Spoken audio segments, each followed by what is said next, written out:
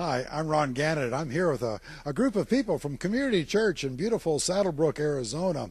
And you look at these people, they all look a little different, but quite frankly, they all have something very common. They are all full of delicious homemade ice cream.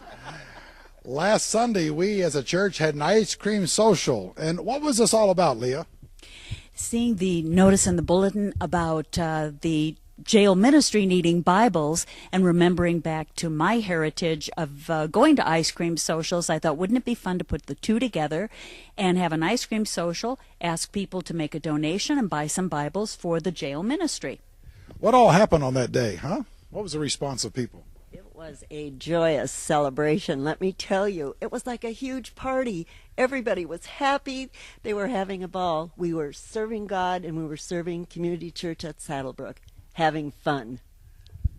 It was great. It was a great time of fellowship. I got to meet a lot of people from Saddlebrook Church that I hadn't met before, so we felt like we were doing something good and at the same time making new friends. What else did you observe about the day? It was very free, fun. I was sort of like Joanne. There were people that you knew sort of, but you didn't really know. And it was kind of like without the confines of church, we let loose. You mean there was no sermon there? There was no sermon. You were there, but there was no sermon. I had on an apron. Ron had on his hat with, ice cream hat. We just had a ball. What do you think God did through that situation, through the ice cream party? What did God do? God served the men and women and youth at the Pinal County Jail in Florence. It was wonderful, and they appreciated it. I talked with them Thursday when I was at chapel, and they came to to chapel, and I mentioned to them about the ice cream social, how much fun we had, and what we were serving God, but also serving them. They praised God. It's amazing. God takes our eating ice cream and turns it into Bibles and Bible study books for other people, especially those behind jail. Want to share one thing. I've been reading a book, When God Winks at You, and the nicest thing about this was we all had to show up, ice cream scoops in hands, buy some ice cream, and let God take over. And the results were $1,401. Wow, that's amazing. The goal started off at something like $300 or $400, and God took our humble efforts and multiplied them. What other responses do we had from the day? Well, I think I was the official scooper,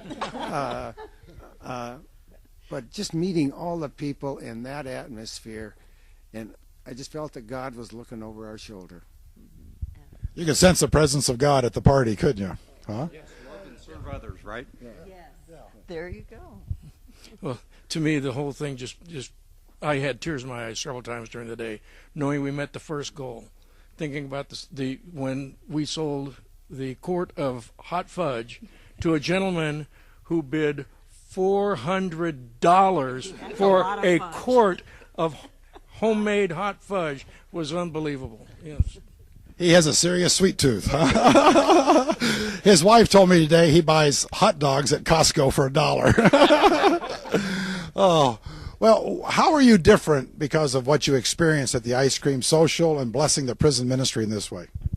I'm going to do more of this. I'm going to let God talk to me, listen, obey, kick in the idea, because I'm here to tell you, He took over.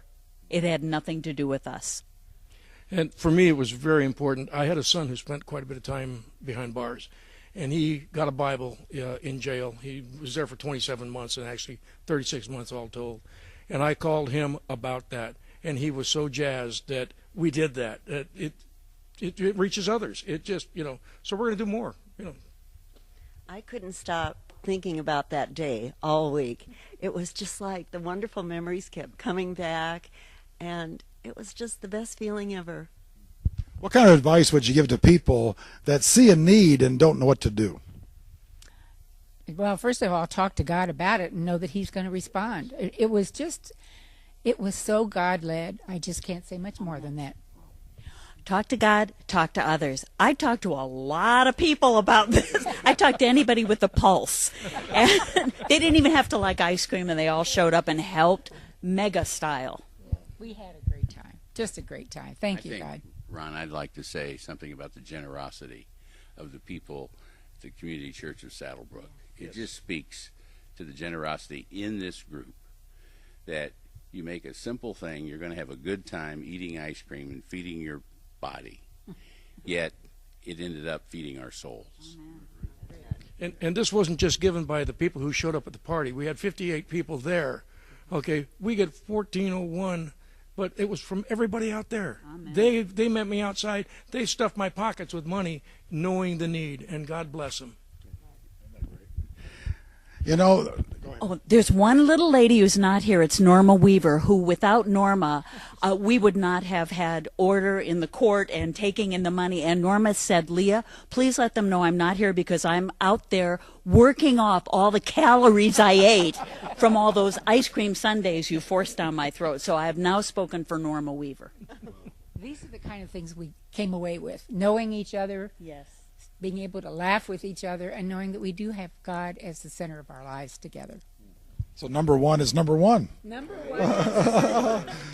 Well, you know, you can look at this and recognize that God puts a burden on someone's heart, a glimmer in their eye about what could be done, and then when we just show up, God does the rest. I'm here to tell you, and this group is here to tell you, that maybe God is putting an impulse in your life. Maybe he's nudging you on the shoulder, and you see a need or something out there that maybe you can help with. By God's grace, ask him to do what only you can do, and watch God do the rest.